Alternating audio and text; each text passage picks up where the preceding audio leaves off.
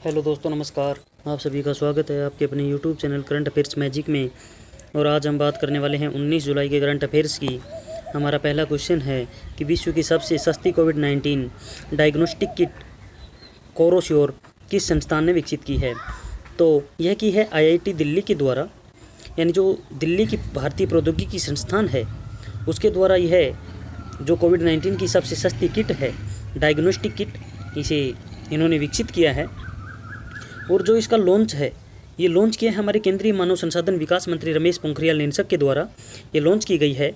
और जो इसको मंजूरी मिली है वो मिली है Indian council of medical research यानी आईसीएमआर और drug controller journal of India DCGR, इनके द्वारा इसे मंजूरी मिली है।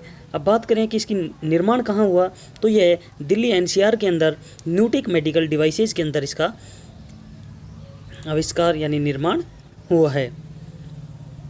और IIT Delhi real time PCR आधारित नैदानिक परीक्षण के लिए ICMR की जो मंजूरी प्राप्त करने वाला वो पहला संस्थान बन गया है। हमारा अगला क्वेश्चन है कि किस राज्य के पोबा रिजर्व फॉरेस्ट को वन्य जीव अभ्यारण्य में अपग्रेड किया जाएगा? यानी कि जो पोबा रिजर्व फॉरेस्ट है उसको वन्य जीव अभ्यारण्य में अपग्रेड किया जा रहा है। तो पोबा रिजर्व फॉरेस्ट ये किस राज्य में स्थित है? तो ये स्थित है असम में। और इसको वन्य जीव अभ्यारण्य में तब्दील करने की घोषणा की है। और ये धेमाजी ज़िले में पड़ता है, असम के धेमाजी ज़िले में। और यहाँ पर यहाँ के मुख्यमंत्री हैं सर्बानंद सोनोवाल, इनके द्वारा यह घोषणा की है। और जोनी में लखीमपुर, धेमाजी और माजुली ज़िलों की वरिष्ठ जो अधिकारी हैं इनके साथ बैठक की। और 1924 में 10,522 हेक्टेयर क्षेत्र का जो पोबा रिजर्व फॉरेस्ट है इसको घोषित किया गया था। अब जिसे बड़ी संख्या में वनस्पतियों और जीवों को घर माना जाता है, इसलिए यहाँ पर वन्य जीव अभ्यारण्य के रूप में इसे अपग्रेड किया जाएगा। असम की राजधानी दिसपुर है, यहाँ के राज्यपाल हैं जगदीश मुखी और CM हैं सर्बानंद सोनोवाल। हमारा अगला क्वेश्चन है कि गूगल ने जियो प्लेटफॉर्म में कितने प्रतिशत हिस्सेदारी खरीदी है? यानी जो गूगल है उसने जियो में अपनी हिस्सेदारी खरीदी है और वह खरीदी है 7.373%, यानी कि लगभग 33,737 करोड़ रुपए की हिस्सेदारी गूगल ने जियो में खरीद ली है। जो जियो प्लेटफॉर्म है ये रिलायंस इंडस्ट्रीज लिमिटेड का एक हिस्सा है। और एक्सचेंज फाइनेंस के अनुसार यहाँ पर गूगल ने 4.36 लाख करोड़ रुपए की इक्विटी मूल्यांकन का निवेश कर रखा है। और इसके साथ ही जियो प्लेटफॉर्म के जो वित्तीय और रणनीति निवेशक हैं उनका कुल निवेश 1,52,056 करोड़ रुपए बताया जा रहा है। यहाँ पर रिलायंस का हेडक्वार्टर मुंबई महाराष्ट्र में है। इसके अध्यक्ष और प्रबंधक निदेशक हैं मुकेश अंबानी। और गूगल का हेडक्वार्टर कैलिफोर्निया संयुक्त राज्य अमेरिका में स्थित है। और यहाँ के CEO हैं सुंदर पिचाई। हमारा अगला क्वेश्चन है कि सूरीनाम का राष्ट्रपति किसे चुना है?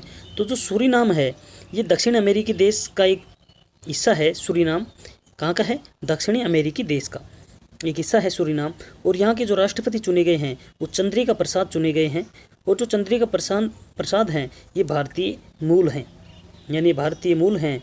और जो सूरीनाम है वहाँ एक पूर्व डच कॉलोनी है और वहाँ भारतीय जो मूल लोग हैं ना उनकी आबादी सब बहुत अधिक है। यहाँ पर लगभग 5,87,000 की आबादी है, जो वहाँ की कुल आबादी की 27.4% है। जो यहाँ के पहले इससे पूर्व जो राष्ट्रपति थे वो थे डेसी बाउटर्स, और अब डेसी बाउटर्स की जगह ले लेंगे चंद्रिका प्रसाद संतोखी। ये सूरीनाम है, इसकी राजधानी है पैरामोरिबा और यहाँ की मुद्रा है सूरीनामी डॉलर। हमारा अगला क्वेश्चन है कि मैनचेस्टर यूनिवर्सिटी से डॉक्टरेट मानद उपाधि किस खिलाड़ी ने प्राप्त की है? तो यह प्राप्त की है इंग्लैंड के एक 22 वर्षीय फुटबॉलर खिलाड़ी हैं मार्कस रैशफोर्ड। और इन्होंने मैनचेस्टर यूनिवर्सिटी से डॉक्टरेट की मानद उपाधि है ये पाई है। और ये उपाधि लेने वाले सबसे कम उम्र के व्यक्ति बन गए हैं। और उन्हें ये उपाधि क्यों दी गई है? क्योंकि यह बाल गरीबी के खिलाफ जो एक मुहिम चलाई गई। और ये डॉक्टरेट की उपाधि प्राप्त करने वाले मैनचेस्टर यूनाइटेड के दिग्गजों सर एलेक्स फॉर्ग्यून्स और सर बॉबी चार्टन के नक्शे कदम पर स्थित है। और रैशफोर्ड ने गरीबी और भोजन अपशिष्ट चैरिटी फेयर शेयर के साथ मिलकर यहाँ पर वित्तीय और आहार दान के लिए 20 मिलियन की सहायता राशि जुटाई है। और दुनिया भर में जो कोविड-19 की महामारी फैली है उसके बीच प्रति माह 3.9 बिलियन से अधिक लोगों को भोजन भी वितरित इसने किया है। इसलिए इन्होंने मैनचेस्टर के द्वारा डॉक्टरेट की उपाधि मिली है। हमारा अगला क्वेश्चन है कि जनजाति पर लिखी पुस्तक का विमोचन किसने किया? अब ये विमोचन तो किया है पेमा खांडू ने, और ये पेमा खांडू ही अरुणाचल प्रदेश के मुख्यमंत्री हैं। तो अब बात करें कि ये पुस्तक की, तो ये पुस्तक का नाम क्या है? तो ये पुस्तक है द तगमांस and anthologistic study of the critically and grade group of Arunachal Pradesh. और यह पुस्तक अरुणाचल प्रदेश की जो यहाँ की टंगम्स जो भाषा है वो विलुप्त हो रही है, यहाँ का समुदाय है वो विलुप्त हो रहा है, उसके आधारित इसके ऊपर लिखी गई है। और अरुणाचल प्रदेश की ऊपरी सियांग जिले के कोगिंग गांव में ये लोग रहते हैं। अब अगर हम बात करें टंगम्स की, तो ये अरुणाचल प्रदेश की आदि जनजाति भाषाई समूह में से एक है। और ये सीएफिल फील्ड सर्वेक्षण 2016 के अनुसार तंगम्स समुदाय की कुल आबादी केवल 253 लोग ही थी, जो केवल एक गांव में रहती है। हमारा अगला क्वेश्चन है कि ये युवा लोगों के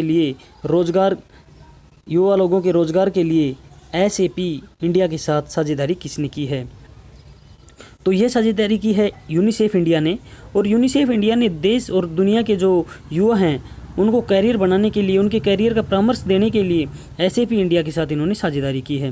और ये दोनों कंपनियां मिलकर, दोनों संस्थान मिलकर यहाँ पर इनका उद्देश्य है कि जो कोविड-19 के वर्तमान काल और इसके बाद के समय के में जो युवा हैं उनके रोजगार कौशल में सुधार करना है।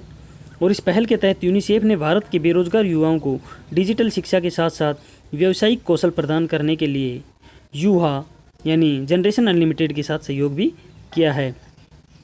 और इनका एक लक्ष्य और है कि जो 2022 के अंत तक ये 10 लाख युवाओं को यहाँ पर रोजगार दे सकें, उनको लाभ दे सकें। यूनिसेफ के कार्यकारी निदेशक हैं हेनरी टैचफोर। हमारा अगला क्वेश्चन है कि साइबर अभियान की शुरुआत किस राज्य पुलिस ने की है? साइबर, तो यह की है तेलंगाना राज्य पुलिस ने। और यह है महिला सुरक्षा विंग के द्वारा कानूनी सहायता केंद्र सिम्बायोसिस लॉ स्कूल हैदराबाद के सहयोग से साइबर अभियान इन्होंने शुरू किया है। और यह जो अभियान है ये राज्य के बच्चों और महिलाओं के खिलाफ होने वाले जो अपराध हैं उनसे निपटने के लिए शुरू किया है। और यह जो अभियान है ये 1 महीने तक चलेगा, जो साइबर स्पेस को महिलाओं और बच्चों दोनों के लिए सुरक्षित बनाएगा। तेलंगाना के CM हैं के चंद्रशेखर राव और राज्यपाल हैं तमिलिसाई सौंदरराजन। हमारा अगला क्वेश्चन है कि अंडमान और निकोबार द्वीप समूह में विकास परियोजनाओं का शुभारंभ किसके द्वारा किया गया? यानी जो अंडमान निकोबार है यहाँ पर विकास के लिए जो परियोजनाएं चलाई जा रही हैं, ये 44 लाख रुपए की परियोजनाओं यहाँ पर चलाई गई। इनका जो शुभारंभ है किसके द्वारा किया गया? तो ये नाबार्ड के द्वारा किया गया, यानी national bank for agriculture and rural development. और नाबार्ड ने यहाँ पर 44 लाख रुपए की परियोजना का उद्देश्य जो ग्रामीण उद्यमिता के माध्यम से आत्मनिर्भर भारत की दिशा में आगे बढ़ना बताया गया है। और इस पहल के तहत यहाँ पर नाबार्ड 385 ग्राम स्तर पर कार्यक्रम आयोजित करेगा और 10 लाख रुपए से अधिक की राशि के साथ नवगठित HSC और SHG के नेताओं को प्रशिक्षण की प्रदान भी करेगा। कृषि और ग्रामीण विकास के जो नेशनल बैंक के अध्यक्ष हैं वो GR हैं। और अंडमान और निकोबार द्वीप समूह के जो लेफ्टिनेंट गवर्नर हैं वो हैं एडमिरल DK जोशी। हमारा अगला क्वेश्चन है कि अंतर्राष्ट्रीय न्याय के लिए विश्व दिवस कब मनाया जाता है? तो ये मनाया जाता है 17 जुलाई को, यानी कि अंतर्राष्ट्रीय world day for international justice. और ये 17 जुलाई को दुनिया भर में मनाया जाता है। और 17 जुलाई हर साल अंतर्राष्ट्रीय आपराधिक न्यायालय के महत्व के बारे में लोगों को बताने और दुनिया भर में हो रहे जो अपराध हैं उन पर केंद्रित होता है। 17 जुलाई अंतर्राष्ट्रीय आपराधिक न्याय का दिवस है। और यह 17 जुलाई 1998 को पहली बार मनाया गया था। और ये ICC की स्थापना संधि रोम की संधि को अपनाने की वर्षगांठ का प्रतीक भी माना जाता है। जो अंतर्राष्ट्रीय आपराधिक न्यायालय का हेडक्वार्टर है वो हेग नीदरलैंड है। और इसके अध्यक्ष हैं चिल्ली इबो ओसुजी। और इसकी स्थापना हुई थी 2002 में। तो धन्यवाद दोस्तों, आज के लिए इतना ही। हम मिलते हैं नए वीडियो में नई अपडेट के साथ। तब तक पढ़ते रहिए, बढ़ते रहिए और आपके अपने YouTube channel current affairs magic को सब्सक्राइब करना ना भूलें। धन्यवाद।